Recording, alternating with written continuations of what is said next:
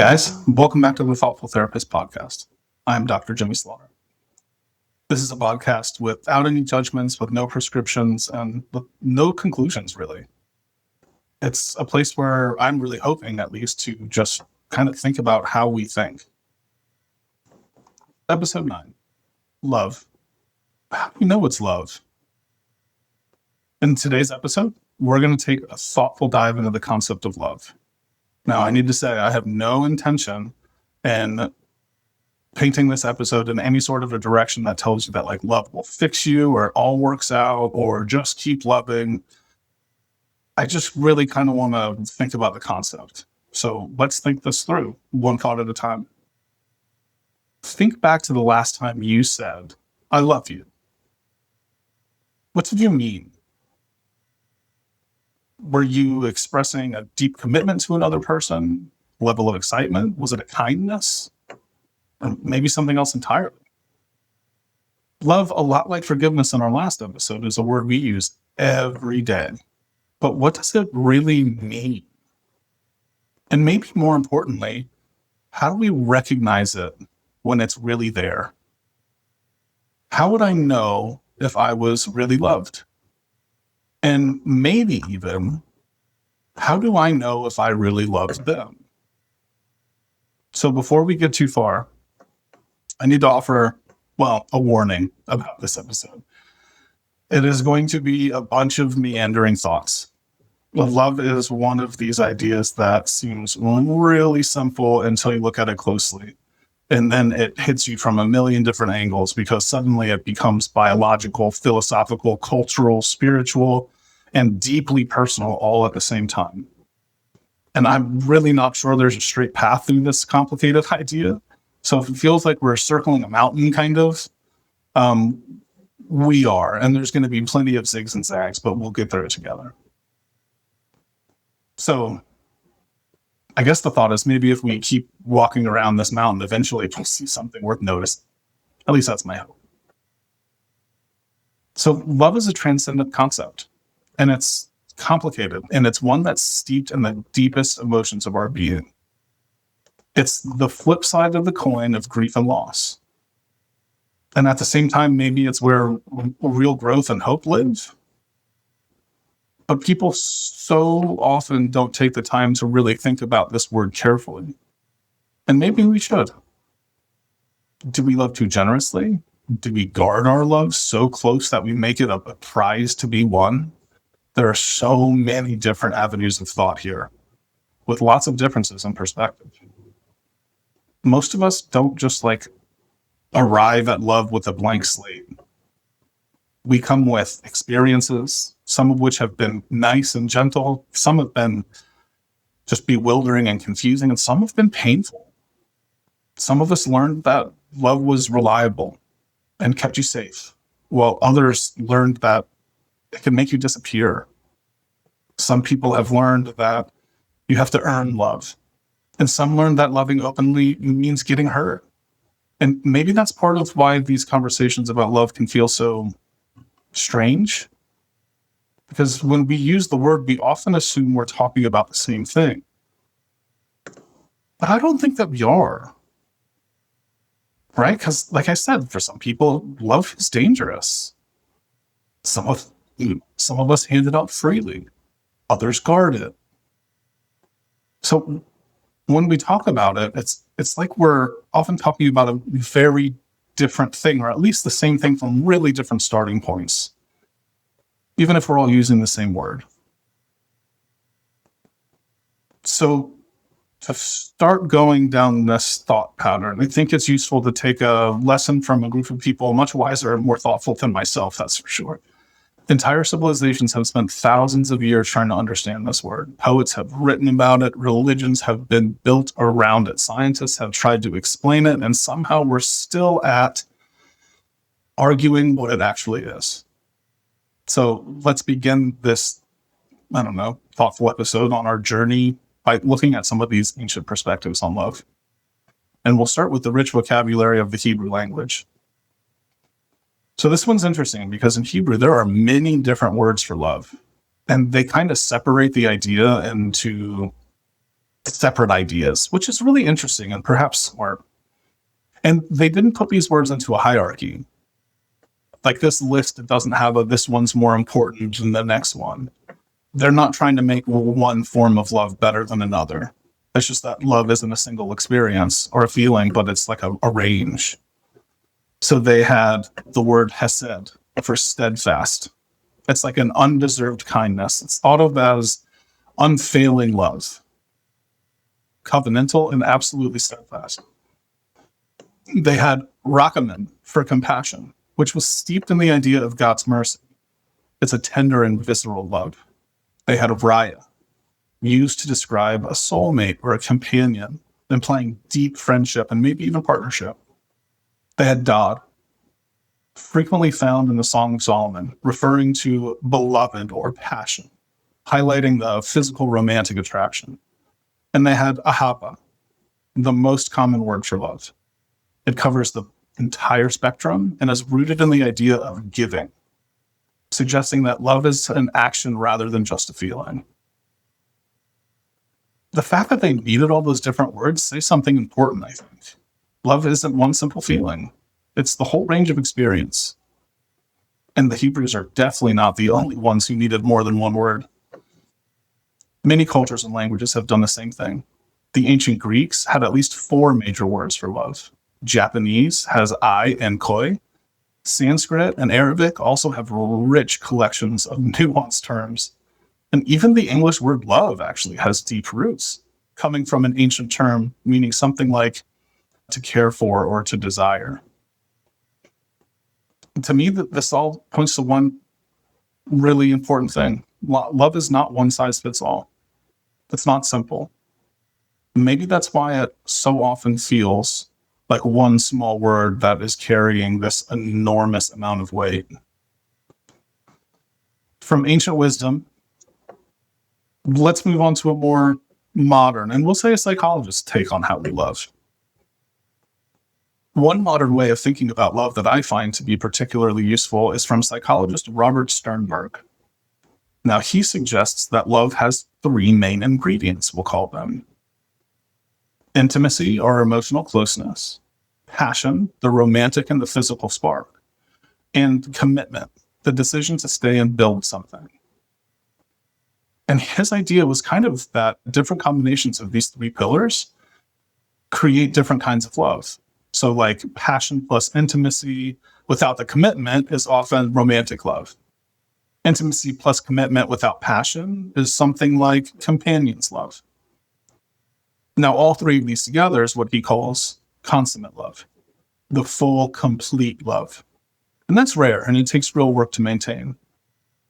I'm not sure that this explains everything, but it does help you see why love can feel so different in different relationships, and at different times too, I suppose. And now the other thing to think about when we're talking about love is sometimes it's important to be kind of specific, right? So like, what kind of love are we talking about? Are we talking about like familial love, the love between friends, loving your neighbor or strangers? Or are we talking more intimate sort of love that, that you experience with a romantic partner? And what are the differences? Are there differences? There's a common thread within that Hebrew of ahava and my current understanding of the concept of love, that it does appear to be an action and not just a feeling.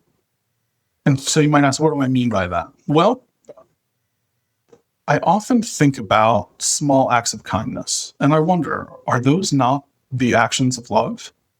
Is our willingness to help the elderly woman at the store grab something off a high shelf or put her bags in her car, or aiding a child to help find their parents, or even serving soup in a homeless shelter, are they anything less than small actions of love? And then on a higher level, like, what are the specific actions that allow us to see that we love? Are they not simply actions that are in service of that person? Like, I guess, for example, right? Like, if someone really loved me, would they let me destroy myself? And I know it's not their choice. That's not what I'm saying. Like, they're not going to like tie me up and keep me in a closet until I'm done trying to destroy myself. But I don't think that the person who loves you would just sit idly by and watch without saying anything as you destroyed yourself. I don't think they would. right? Because often it's way harder to fight with that person that you love because it's what's best for them. And it's interesting. It makes me wonder about like the cool parents when I was in high school. Like, were they cool? Or did they just not care? I don't know. I always wondered that. So from here, I want to share something really interesting that a mentor once told me. And that's kind of probably helped shape my understanding of love. And it's that love is something like sacrifice. And I find this theory of love to be, I don't know, profound. And it's one I think about often as I navigate this world and try to figure out how I show love.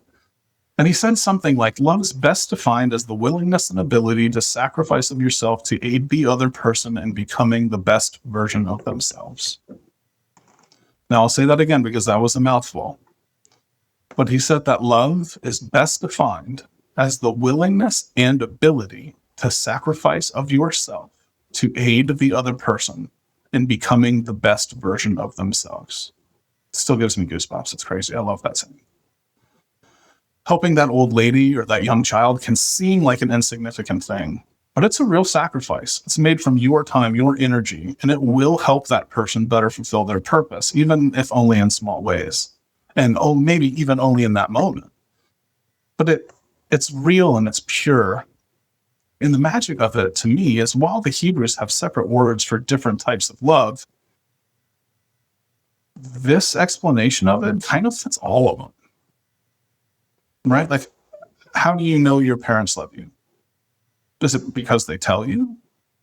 Is it because of the lifetime of sacrifices that they've been willing to make, assuming that they're good parents, so that you can be the best version of yourself, even into adulthood?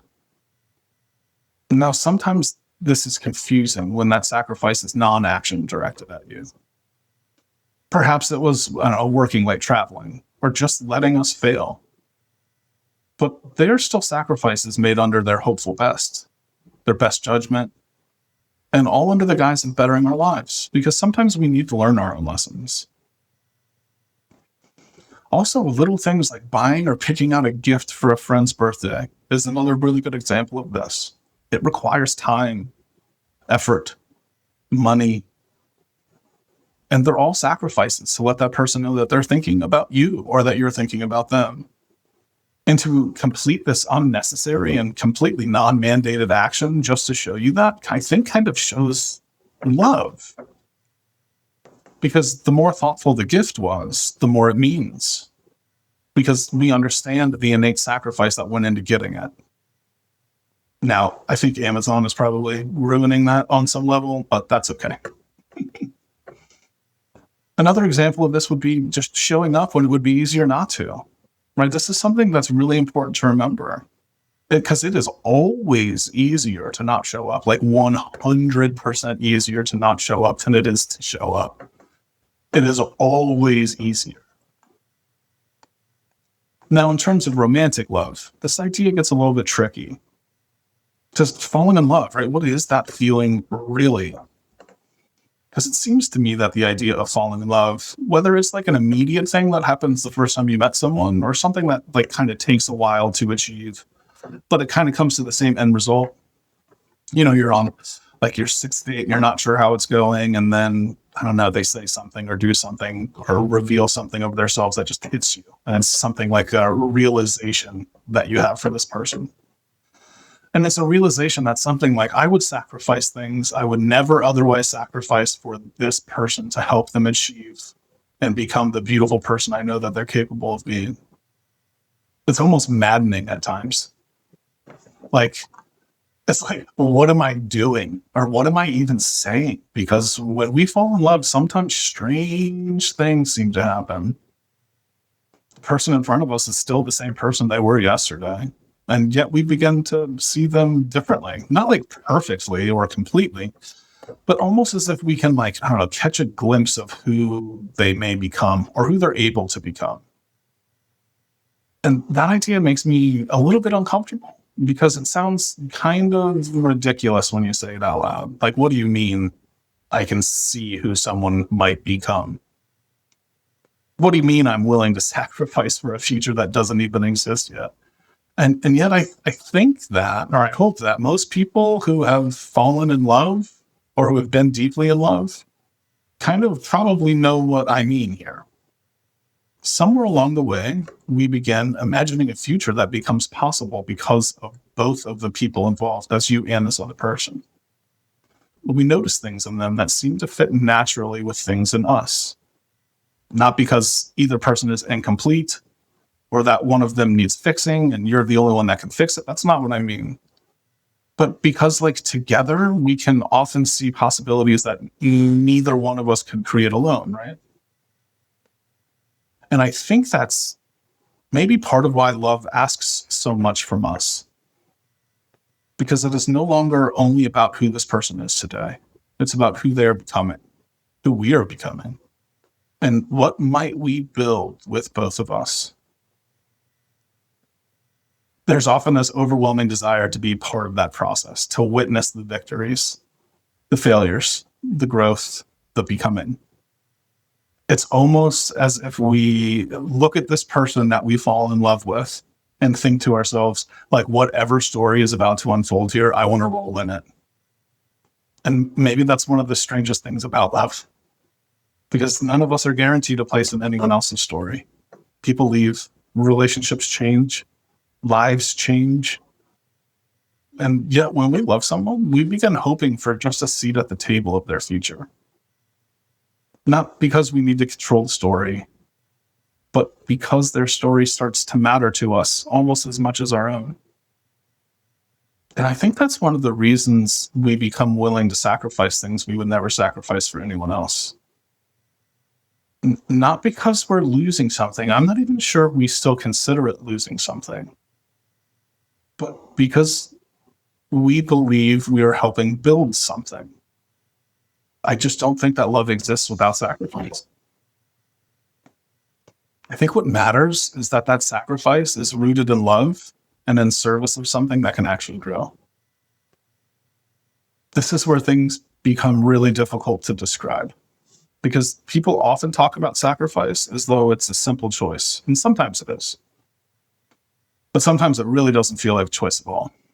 And not because we're trapped, not because we're being forced, but because there are people in our lives whose well-being has become deeply tied to our own. A parent doesn't always choose to care for a suffering child in the same way they choose what to eat for dinner. A spouse doesn't always choose to sit beside a hospital bed in the same way they choose where to spend a weekend. Sometimes the bond itself changes the question. The sacrifice is still real and the cost is still absolutely real, but it no longer feels like giving something up for someone else. It feels like carrying a piece of your own heart that happens to exist in this other person. And maybe this points to another strange thing about love. I'm not really convinced that we choose it as much as we think we do. Certainly we can choose our actions. We can choose whether we nurture a relationship or not. We can choose whether we stay. But love itself often seems to kind of show up before we even give it permission to sometimes. And just as importantly, we don't get to choose who loves us. I've seen this in a clinical sense more times than I can count. A person struggling with addiction will sometimes spend years trying to push people away because they don't want to hurt them. And then they become frustrated when it just doesn't work. And that's that strange thing. You can hurt someone, you can disappoint them, you can create distance, but you can't just decide that they're going to stop loving you. I see something similar in divorce, where people will tell me that they don't care about their former partner anymore and then spend 45 minutes talking about them, about their well-being, their choices, their happiness, and their failures is probably the biggest one. But I find myself thinking in this situation, it's like, it seems like there's still love there because that emotional energy has value. Attention is valuable. Time is valuable. And sometimes the fact that we are continuously sacrificing those things for this other person maybe tells us something about where their heart is. And that's not saying that they are longing for that other person. It's just simply proof that love just doesn't really go away like that. And I think that might be because love has something to do with the way certain people become uniquely important to us. Right? Like people in general don't tend to come all that important to us, but particular people like this friend, this spouse, this child, this person, they become important. They do. Like a parent can know their child is making terrible decisions, is lying to them, is stealing from them, whatever, and still decide to love them. Someone can know a relationship is over and still find themselves truthfully wondering if that person is okay, hoping and praying that they are. A friend can disappoint us, hurt us, drift away, and somehow we still hope life turns out well for them. And when you really stop and think about it, that's kind of strange. Because if love were purely rational, a lot of it probably wouldn't survive. The more I think about it, the more I wonder if love is one of the ways that people stop being interchangeable to us. The person in front of us is still the same person they were yesterday. And yet somehow they start to matter differently. Not because they're objectively more valuable than everyone else, but because they have become more valuable to me or to us. And I think this is why love and grief seem so closely connected. When someone passes, we don't like mourn all of humanity. We mourn that person, right? We mourn that laugh, that voice, that hug, that perspective on the world that only existed in that one place. And maybe grief is what happens when reality reminds us just how much that particular person mattered. And maybe that's why sacrifice can be a poor measure of love on its own, because not every sacrifice is loving. Some sacrifices come from fear, some from guilt, some from desperation. And sometimes from the outside, sacrifices can look almost identical. The difference might not be what we give, it might be why we give it. And maybe that's why love hurts sometimes. Not because it was wrong, but because it asked something real of us. It was real. And even when it doesn't last, it often leaves us more capable of caring for another person than we were before, at least if we allow it to. So maybe the question becomes, who has loved me? Who loves me now? And how do I show others that I love them? After all this exploration, where does that leave us? What can love really ask of us? One of the things that I've noticed both clinically and, just as like a human person moving through the world is that love doesn't seem to stay contained. Those small acts of kindness and care have a really strange way of spreading. Not because people are told to copy them, but because being on the receiving end of something generous often makes it far easier for us to offer it to another person. It doesn't always change the person, but it often changes what happens next in their life. It's not dramatic, it's not guaranteed, but it happens with enough frequency to really be worth paying attention to. We always worry about the negative side of this ripple, but this is the positive ripple. And it's just as impactful as the negative one. But I don't think that I've completely figured that part out yet. And I think maybe that's why this episode was so freaking difficult for me to write. Because when I sat down to think about responsibility, forgiveness, or even death, those ideas felt like they had clearer boundaries than love does. Because the deeper I seem to go, the harder it becomes to tell where one explanation of love ends and the other begins. Right? Like, is it biology, love? Well, yeah, probably. Is it attachment? Probably. Is it sacrifice? I certainly think so. Is it commitment? Certainly. Attraction? Yep, of course. Is it spiritual? For many people, absolutely. And yet none of those explanations seem sufficient by themselves. Maybe that's because love just isn't one thing. Maybe it's several things happening at the same time. Or more than likely, I'm probably still just circling this mountain that I found myself on today.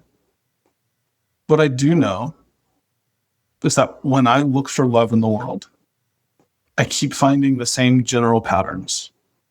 Investment in another person, sacrifice, giving, kindness, general participation in another person's becoming, and a desire to just remain connected to their story however we can. Now, this is not a definition. That's just an observation. And sometimes observations are more useful than definitions. But the older I get, the less certain I become about what love is. But at the same time, I become more certain that love matters. Maybe that's all that matters. At least for now. Maybe pause and ask yourself, who has loved me in ways I might not have noticed? How have I shown love to others? Not just in feelings, but in actions and sacrifice. I'll tell you what I'm going to do. I'm going to start really small, and I'm going to offer kind words to people I care for. I'm going to be a little bit more patient with my wife and my children. And I'm going to start giving a few more acts of service than I used to. And I'm going to do my best to try to notice how those moments ripple. I bet they will in ways I can't predict. Thanks for thinking it through with me, the thoughtful therapist. Now, if you have been enjoying this podcast, which I truthfully hope that you have, please like and subscribe. And don't forget to check out the wonderful sponsor of the show, Synergy Health Group. They offer online counseling all over the state of Florida. So if you or someone you know needs someone to talk to, I promise that we have staff that can help. Synergy Health Group. Thanks, guys.